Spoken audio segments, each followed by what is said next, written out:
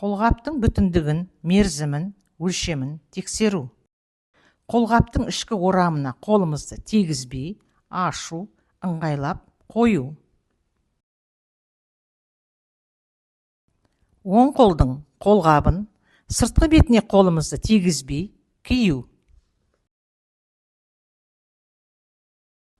Сол қолдың қолғабының қайырылған манжетінің ішінен оң қолдың екінші, үшінші, төртінші саусақтарымен ұстап, қолды қолғапқа кигізу.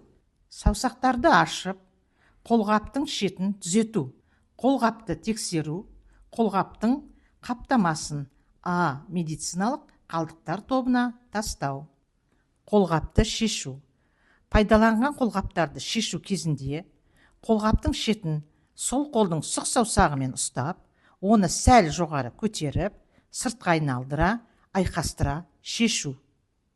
Қолғапты Б класс медициналық қалдықтарға арналған контейнерге салу.